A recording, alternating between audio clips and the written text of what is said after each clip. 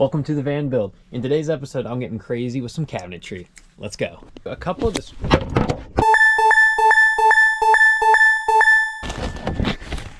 Whoops. For this side of the cabinets, I've decided to be a little bit smarter, and I'm going to be building my template out of cardboard. Last time I used some scrap 1/4-inch plywood. That was pretty easy too, but it still takes getting out the jigsaw and all that. So I'm going to get in here, I'm going to cut the rough shape.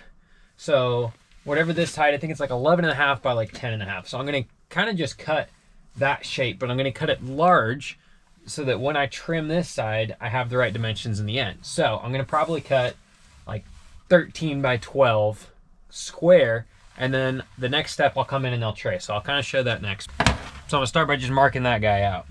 So one of the problems here is we do need a straight edge as a basis for this cut. So I'm gonna use this as a relatively straight edge. And then when I go to cut my first actual piece out of the 1/2-inch plywood, what I'll do is I'll line up this maybe or maybe not straight edge with an actual factory straight edge on the 1/2-inch plywood. And then that way I know that for my actual template, we have straight as I can get.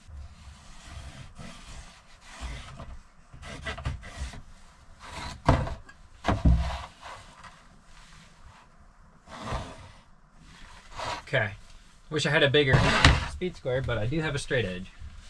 Hold me now, 6 feet from the edge. Let's see if I can do this with my pocket knife here. Hold me now. Okay. Relative. I just need to clean it up. But that's the rough shape. What I'm going to do now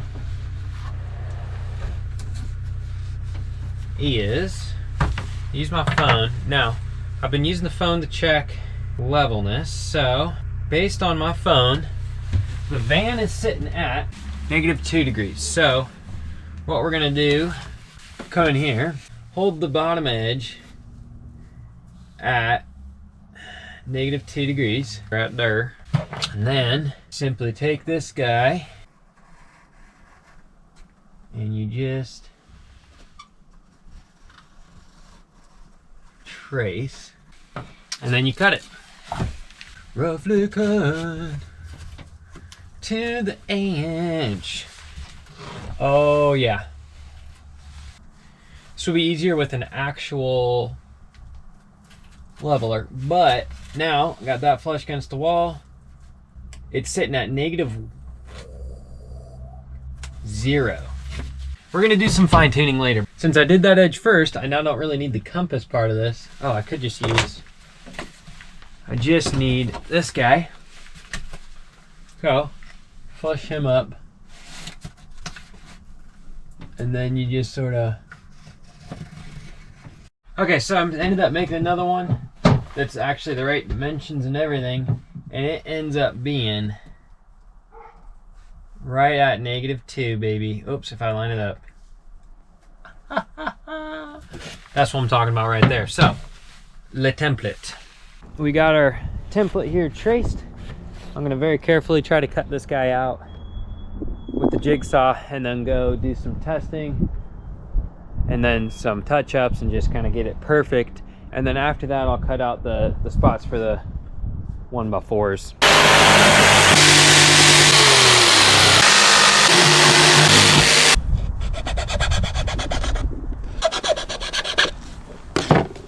See if she fits. Okay, so I tested it. It fits like a glove right here. It is like absolutely perfect. But the problem is, this gap here is about 10.5 inches. That gap there is about 10.25. That gap back there is about 10, and then you got about 9.75. How that happened, I have no idea.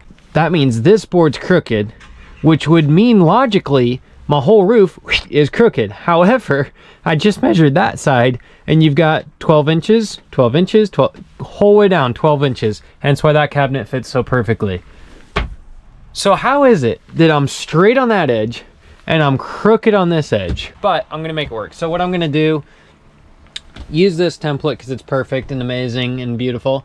And then I'm gonna come in here and mark a line that's 10.5 from the wall all the way down, and then just Dremel away, baby. But I do have to have a working Dremel. I broke my Dremel the other day, burned it up. I got new brushes for it, so hopefully that fixes it. So another frigid morning here in Texas. The wind chill right now is 21 degrees. I'm real cold. For reference, it's like 32, I think, ambient.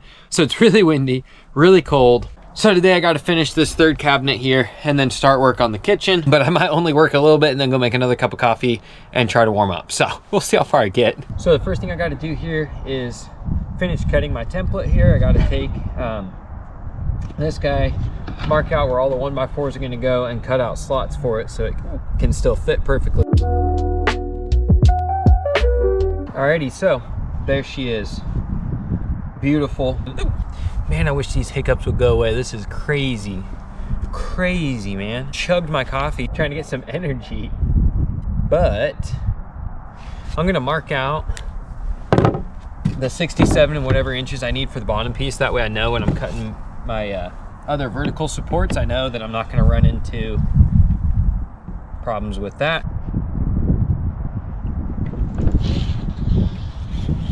Okay. So with that sort of marked out, now I can cut everything else. So, pretty boring stuff, but basically what I do to get my other ones cut is I'll come over to a nice edge that I want to use, clamp this guy down. Obviously I take better care to line this up when I'm actually doing it, but clamp this guy down, and then I'll kind of come in and trace everything up. And then I leave this clamped, and I'll come up with the jigsaw and follow this edge, so it's easier to follow both the drawn line and the clamped template. It's so chilly. Okay, so then once I get all 4 of these guys cut, which I have done, I'll come in here and I'll clamp them flush to each other with my original template, and I'll come in here and I'll find all the high spots, like right here. I don't know if it'll show up. And I just kind of file it down. So this is one of those steps you just got to take your time and make it right. So, okay, this is the last one. All the other ones were really great, honestly. This was the first one I cut, and I think I was going a bit fast because it was 21 degrees. It's now a blistering 22-degree wind chill. So, got my templates right here. Next step, measure again, make sure that my measurement was right, and then cut down the 1x4s to go in each of these slots. Let's do it.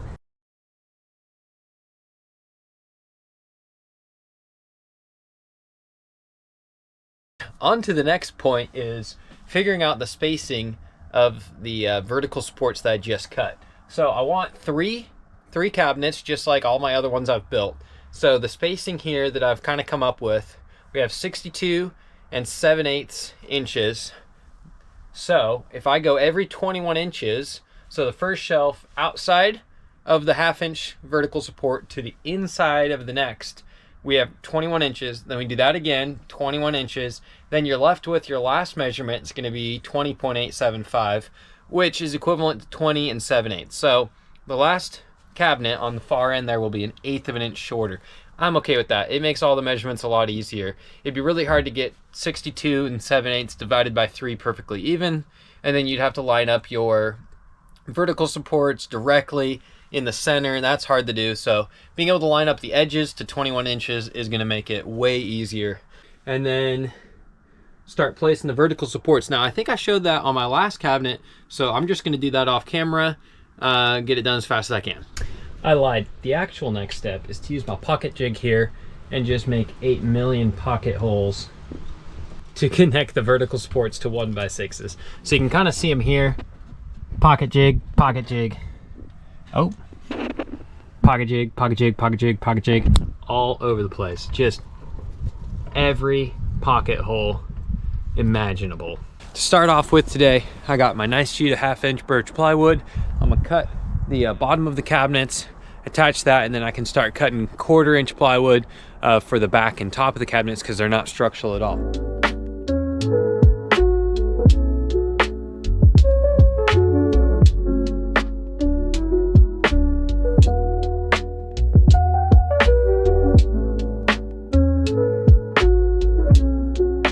assembled. So that is the structure of the cabinet. That's where all the strength comes from. The rest is just sort of decoration and kind of just keeping the clothes separate from the insulation and everything. So the only thing left to do now is get 1/4-inch plywood cut to fit the top up into this notch for the wires, and then another sheet of 1/4-inch plywood to go on the back here, which I have to bend. So those two parts are kind of hard getting the 1/4-inch to bend, but that's why I'm using 1/4-inch, because it's really thin.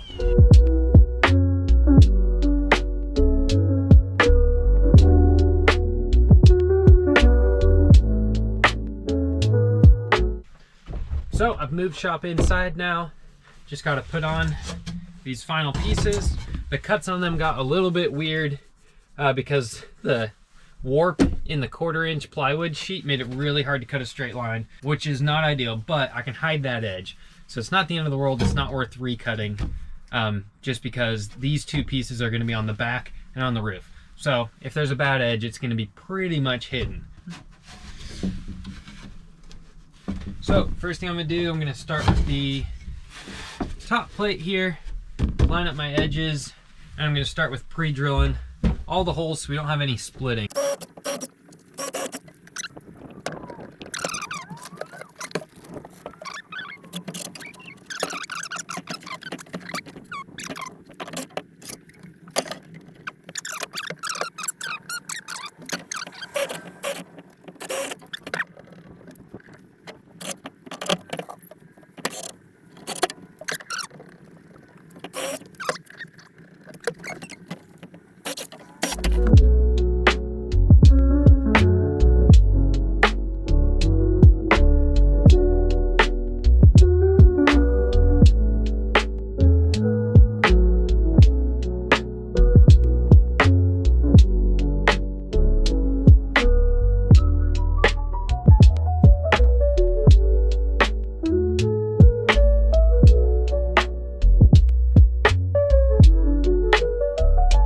Slight issue here. So I measured from the bottom of this guy to that wall about 100 times, and every single time 61.5 inches, 61.5 inches, 61.5 inches.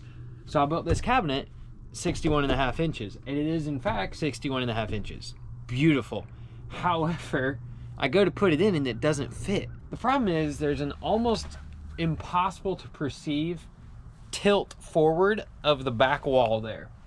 And so by the top of the cabinet, I just measured, we're only about 60 5/8 of an inch. So that sucks. My current thinking, I think it won't be too bad to fix. That end board, what I'm gonna do is I'm just gonna suck it in an inch, disconnect it, suck it in an inch, and then that leaves the last cabinet slightly smaller, but it doesn't really matter. It's at the end of the van. It's less than an inch off.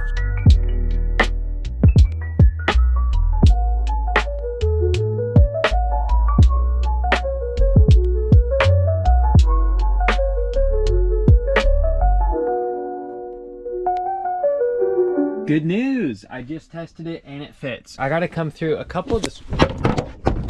Wow. That was exciting. Whoops. So as I was saying, I got to come through in a couple of these screws on this bottom piece, sort of stuck through, like, yeah, you can see right there.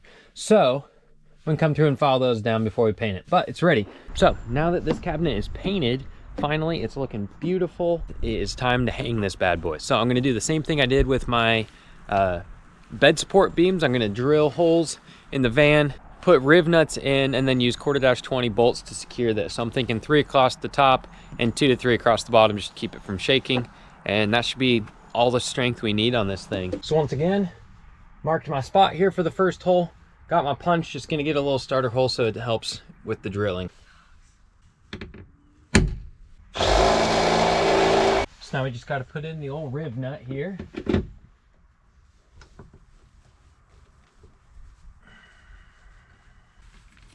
Just like that.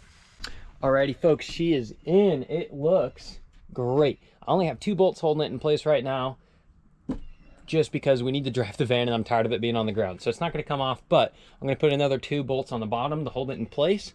But I mean, this thing even with just 2 bolts, pretty solid. And I mean, looks pretty good if I do say so myself. We're gonna have something like this. So this will be the top piece of a door, and that'll sit like that. So I'm pretty stoked on this.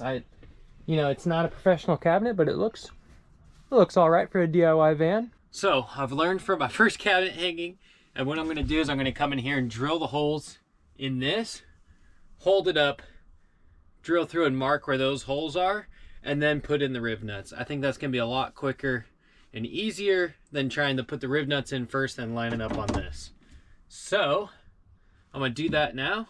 Same process as the last cabinet, just drill the holes for this, mark them on the wall, drill the holes in the wall, put the rib nuts in, mount it. All right, and there we have the shelves. They are looking good.